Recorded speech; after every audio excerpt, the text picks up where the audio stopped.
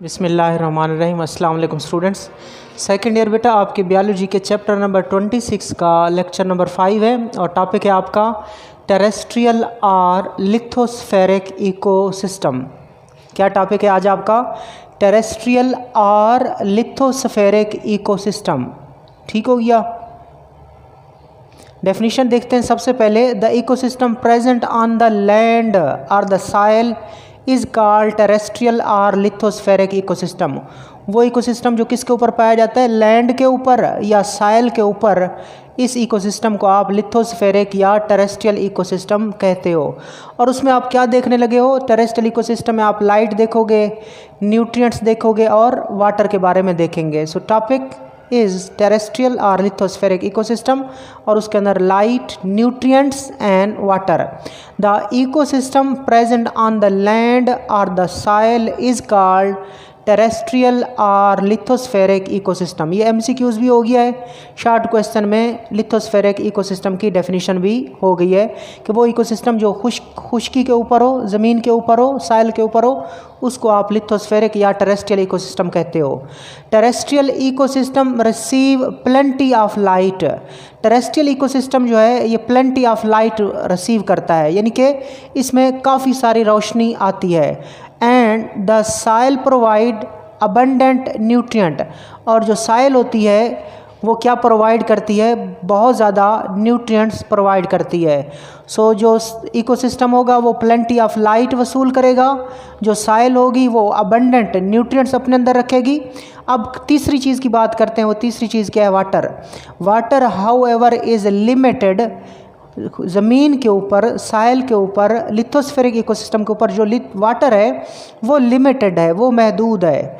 And very unevenly distributed both place and in time. और uneven है और uneven तरीके से डिस्ट्रीब्यूटेड है, यानी कि गैर मसावी तौर पर यह तकसीम है, प्लेस के लिहाज से भी, टाइम के लिहाज से भी। प्लेस का मतलब किसी प्लेस पे पानी ज़्यादा है, किसी प्लेस पे दरमियाना और किसी प्लेस पे पानी कम है।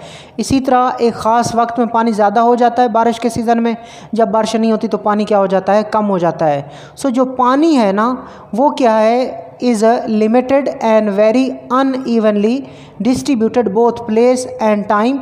जो ज़मीन के ऊपर पानी है वो लिमिटेड है, महदूद है, और उसकी जो तकसीम है, डिस्ट्रीब्यूशन है, वो अनइवन है, गैर मसावी है। और प्लेस के लिहाज से भी वो अनइवनली डिस्ट्रीब्यूटेड है और टाइम के लिहाज से भी वो अनइवनली डिस्ट्रीब्यूटेड है। Factor which influence the life on the land are given below. कि वो फैक्टर जो लैंड के ऊपर लाइफ को डिटरमाइन करते हैं वो मदरजा झेल हैं।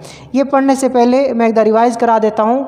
टेरेस्ट्रियल और लिथोस्फेरिक इकोसिस्टम, उसमें आपने लाइट की बात करनी है, प्लेंटी ऑफ लाइट होती है, न्यूट्रिएंट्स भी अबंडेंट होते हैं, वाटर लिमिटेड होता है। तो देख लें, the ecosystem present on the land और the soil is called terrestrial lithospheric ecosystem. Terrestrial ecosystem receive plenty of light, plenty का मतलब होता है बहुत ज़्यादा, and the soil provide abundant nutrient. Water however is limited and very unevenly distributed both place and time. Factor which influence the life on the land are given below. पहला factor temperature है, ठीक है। अब ज़मीन के ऊपर life है, ज़मीन के ऊपर, सॉइल के ऊपर लाइफ है। इस लाइफ को कौन कौन से फैक्टर कंट्रोल करते हैं? टेम्परेचर कंट्रोल करता है और एयर कंट्रोल करती है। टेम्परेचर और air, these are the factor which control the living organism और the life on the land. ज़मीन के ऊपर जो ज़िंदगी है उसको कौन कौन कंट्रोल करता है? टेम्परेचर और एयर। तो सबसे पहले हम देखते हैं temperature. Like water, favourable temperature are very unevenly distributed on the land in place and in time. जिस तरह पानी लिमिटेड था और पानी अनइवन था और प्लेस के लिहाज से भी अनइवन था और टाइम के लिहाज से भी अनइवन था, इसी तरह जो फेवरेबल टेम्परेचर होता है वो भी पानी की तरह अनइवनली डिस्ट्रीब्यूटेड है बोथ टाइम और प्लेस के लिहाज से। यानी कि कहीं पे टेम्परेचर ज़्यादा है, कहीं पे टेम्परेचर कम है, और मुख्तलिफ जो औकात होते हैं, मुख्तलिफ टाइम जो होता है उसमें भी टेम्परेचर ऊपर नीचे हो सकता है। So like water, favourable temperature are very unevenly distributed on the land in place and in time. पानी की तरह जो मुनासिब या जो मुफीद टेम्परेचर होता है वो भी ज़मीन के ऊपर अनइवनली डिस्ट्रीब्यूटेड है, प्लेस के लिहाज से भी और टाइम के लिहाज से भी। प्लेस का मतलब क्या होता है कि जगह, एक जगह है वो पोलर इलाके, वहाँ पे टेम्परेचर जो होगा वो बहुत कम होगा, और जो ट्रॉपिक है वहाँ पे टेम्परेचर ज़्यादा होगा। सो इसी तरह टाइम की भी बात करें, गर्मी में टेम्परेचर ज़्यादा होता है, सर्दियों में टेम्परेचर कम होता है। तो टेम्परेचर भी अनइवनली डिस्ट्रीब्यूटेड होता है प्लेस के लिहाज से और टाइम के लिहाज से।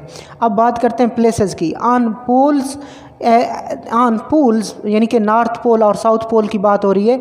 On the poles the average temperature is below freezing point, कि जब पोल्स की बात करें नॉर्थ पोल और साउथ पोल, वहाँ एवरेज टेम्परेचर भी क्या होता है, बिलो फ्रीजिंग पॉइंट, यानी कि ज़ीरो से नीचे टेम्परेचर होता है वहाँ पे। So on the pole average temperature is below freezing, pole में टेम्परेचर बिलो फ्रीजिंग होता है। अब बात करते हैं टेम्परेट जोन्स में, ये मोतदल इलाके होते हैं। In temperate zones only during certain season of the year it is quite favorable। जो टेम्परेट इलाके होते हैं उसमें पूरे साल में से कुछ टाइम के लिए टेम्परेचर सूटेबल होता है। जो टेम्परेट रीजन्स होते हैं, कौन से रीजन्स, टेम्परेट जोन्स जो होते हैं, only during certain season of the year, के साल के कुछ सीज़न के अंदर जो टेम्परेचर होता है वो फेवरेबल होता है। बात करते हैं ट्रॉपिकल इलाकों की। ट्रॉपिकल जोन में यूनिफॉर्म टेम्परेचर होता है और कैसा होता है, वार्म मोइस्ट क्लाइमेट पाई जाती है। सो ट्रॉपिकल जोन में टेम्परेचर कैसा है, यूनिफॉर्म है, वार्म है और मोइस्ट क्लाइमेट पाई जाती है। जबकि जो आपका था टेम्परेट जोन, मोतदल इलाके, only during certain season of the year it is quite favourable, कुछ खास टाइम होता है जब टेम्परेचर फेवरेबल होता है। जबकि पोल्स में जो टेम्परेचर होता है वो बिलो फ्रीजिंग होता है। तो आपने देखा कि टेम्परेचर भी है वो अनइवनली डिस्ट्रीब्यूट करता है प्लेस के लिहाज से और टाइम के लिहाज से। आगे दूसरा फैक्टर जो लाइफ के ऊपर इफ़ेक्ट करता है, लैंड के ऊपर जो लाइफ है उसके ऊपर जो दूसरा फैक्टर इफेक्ट करता है वो एयर है। पहला फैक्टर क्या था, टेम्परेचर। पहला फैक्टर जो लाइफ को इफेक्ट करता है वो क्या होता है, टेम्परेचर। और दूसरा फैक्टर जो लैंड की लाइफ को इफेक्ट करता है वो क्या होती है, एयर होती है। In terrestrial ecosystem air is in constant motion. Terrestrial ecosystem में जो एयर होती है वो कांस्टेंट किस में होती है, मोशन में होती है। और याद रखना, air in motion is called wind. Air in motion is called wind. वो हवा जो हरकत करती है उसे आप क्या कहते हो, विंड कहते हो। सो टेरेस्ट्रियल इकोसिस्टम में एयर हर वक्त मोशन में रहती है, हवा चलती रहती है। So its composition is more uniform, लिहाजा इसकी जो तरकीब है, जिसकी जो कंपोजिशन है वो क्या रहती है, यूनिफॉर्म रहती है, एक जैसी रहती है। The amount of oxygen and carbon dioxide in the air is much constant and most beneficial to the terrestrial ecosystem.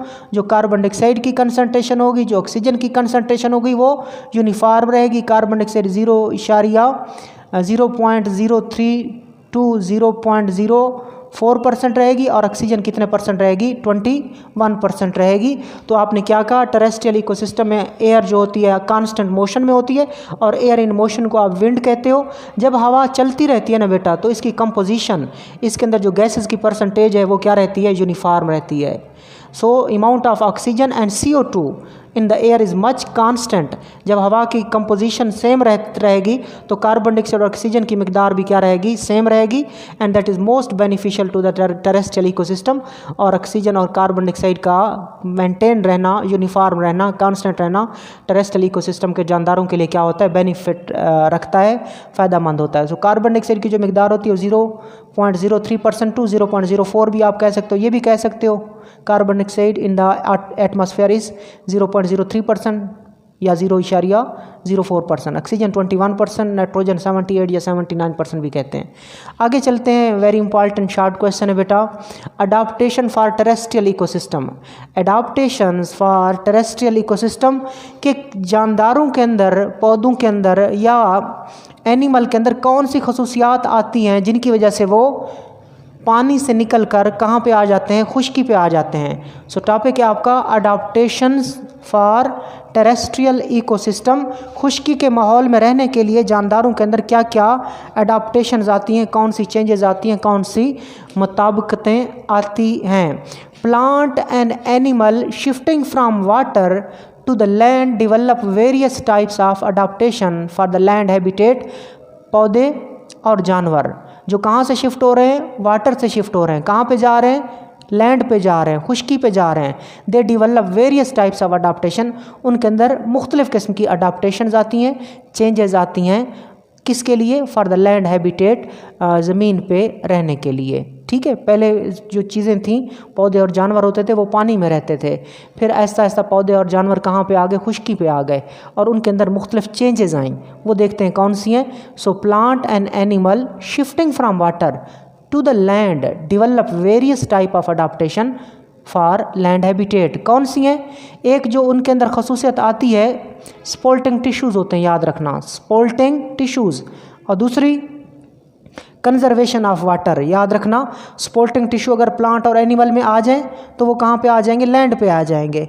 और इसी तरह अगर कंजर्वेशन ऑफ वाटर, वो अपने अंदर के पानी को कंजर्व कर सकें, तब भी वो वाटर से लैंड पे आ जाएंगे। सो ये दो क्या हैं? These are the adaptation for terrestrial ecosystem. Terrestrial ecosystem में आने के लिए, लैंड के ऊपर, साइल के ऊपर आने के लिए कौन सी अडाप्टेशन की जाती हैं? दो, एक स्पोल्टिंग टिश्यू और एक कंजर्वेशन ऑफ वाटर। तो हम सबसे पहले पढ़ते हैं supporting tissues. Both plant and animals have evolved supporting tissues. पौधों और जानवरों दोनों ने अपने अंदर क्या पैदा किए? स्पोल्टिंग टिश्यूज़ पैदा किए, लाइक वेस्कुलर बंडल। किसकी शक्ल में? वेस्कुलर बंडल की शक्ल में। और वेस्कुलर बंडल आपको पता है कौन है? जैलम और फ्लोएम। जैलम वाटर और मिनरल कंडक्ट करती है, और फ्लोएम फूड की ट्रांसपोर्ट करती है। ये किसके अंदर बने? प्लांट के अंदर। एंड स्केलेटन, ढांचा, हड्डियों का ढांचा किसके अंदर बना? एनिमल के अंदर बना। To support them on the land against the force of gravity. तो याद रखना बेटा, प्लांट ने क्या प्रोड्यूस किए? प्लांट ने क्या प्रोड्यूस किए? स्पोल्टिंग टिश्यू पैदा किए। और पौधों के स्पोल्टिंग टिश्यू क्या थे? Vascular bundles. Vascular bundles. और वो वेस्कुलर बंडल पौधे के क्या होते हैं? एक जाइलम और एक फ्लोएम। ठीक हो गया, ये प्लांट के स्पोल्टिंग टिश्यूज़ हैं। जबकि एनिमल ने क्या स्पोल्टिंग टिश्यू पैदा किया? क्या डेवलप किया? एनिमल्स ने स्केलेटन डेवलप किया। ठीक हो गया। सो ये स्केलेटन स्पोल्टिंग टिश्यू है एनिमल का, और वेस्कुलर बंडल, जाइलम और फ्लोएम स्पोल्टिंग टिश्यू हैं किसके? प्लांट के। सो ये दोनों क्या हुए? स्पोल्टिंग टिश्यूज़। जब ये स्पोल्टिंग टिश्यूज़ आ गए, पौधों और एनिमल्स ने बना लिए, तो फिर एनिमल्स और प्लांट दोनों किसके ऊपर आ गए? लैंड के ऊपर आ गए। सो पहली प्रॉपर्टीज़ क्या होती है? स्पोल्टिंग टिश्यूज़ को इवाल्व करना, स्पोल्टिंग टिश्यू को डेवलप करना, फिर जाके आप काबिल बनते हो लैंड पे रहने के। एनिमल्स ने अपने अंदर क्या डेवलप किया? स्केलेटन। और प्लांट ने अपने अंदर वेस्कुलर बंडल, जाइलम और फ्लोएम की शक्ल में। ये दोनों चीज़ें, एनिमल में स्केलेटन और प्लांट के अंदर वेस्कुलर बंडल, ये दोनों चीज़ें इन दोनों को सपोर्ट करती हैं against the force of gravity. ये स्केलेटन और वेस्कुलर बंडल इन प्लांट और एनिमल को सपोर्ट देते हैं अगेंस्ट द ग्रेविटी। दूसरी चीज़ इन्होंने जो डेवलप की वो था कंजर्वेशन ऑफ वाटर। पानी को महफूज बनाना, पानी को महफूज बनाना। इनके अंदर का जो पानी होता है उसको किस तरह महफूज बनाया जाए? Plant and animal evolved various methods to conserve the water in their body, for example homeostasis. पौधों और एनिमल्स ने अपने अंदर मुख्तलिफ तरीके दरियाफ्त किए, मुख्तलिफ तरीके बनाए, किसके लिए? टू कंजर्व वाटर, के पानी कंजर्व हो जाए। किसके अंदर? उनके जिस्म के अंदर। यानी कि किसकी रेगुलेशन हो जाए? होम्योस्टेसिस की रेगुलेशन हो जाए। और कौन सी होम्योस्टेसिस की? ऑस्मो रेगुलेशन वाला। ठीक है, कि पानी की मिकदार बरकरार रहे। और पानी की मिकदार को बरकरार रखना बॉडी फ्लूइड्स में क्या कहलाता है? होम्योस्टेसिस कहलाता है। सो कंजर्वेशन ऑफ वाटर में आपने क्या कहा? आपने कहा plant and animal evolve various methods to conserve water in their bodies, for example homeostasis. The mechanism of temperature regulation was developed by the land plant and animal by developing bark and skin respectively. याद रखना, the mechanism of temperature regulation was developed by land plant and animal by developing bark and skin respectively. Pause करें एक minute. Temperature की regulation के लिए पौधों ने अपने अंदर क्या बना ली? बार्क बना ली, और जानवरों ने अपने अंदर क्या बना ली? स्किन बना ली। ठीक है, सो देखें कंजर्वेशन ऑफ वाटर, ये भी एक प्रॉपर्टी है, ये भी एक अडाप्टेशन है पौधों के अंदर और जानवरों के अंदर, जिसके बाद वो वाटर से कहाँ आ जाते हैं? वाटर से वो आ जाते हैं खुश्की के ऊपर। तो ठीक है, पौधों और जानवरों ने बहुत सारे तरीके दरियाफ्त किए जिसमें वो क्या कर सकते थे, पानी को कंजर्व कर सकते थे, यानी कि वो क्या करने लगे, होम्योस्टेसिस करने लगे। टेम्परेचर को बरकरार रखने के लिए पौधों ने क्या बनाई, बार्क बनाई, छाल बनाई, और एनिमल ने क्या बना ली, स्किन बना ली।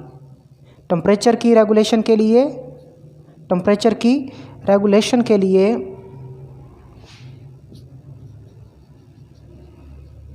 प्लांट ने क्या डेवलप की, बार्क डेवलप की, और एनिमल ने क्या डेवलप की, स्किन। और आपको पता है स्किन थर्मोरेगुलेटरी आर्गन है, टेम्परेचर को बरकरार रखने वाला आर्गन है। तो पता होना चाहिए कि टेम्परेचर रेगुलेशन के लिए प्लांट ने क्या डेवलप की, बार्क, और टेम्परेचर रेगुलेशन के लिए एनिमल ने क्या डेवलप की, स्किन डेवलप की। सो ये बेटा आज आपका टॉपिक था। अल्लाह हाफिज़।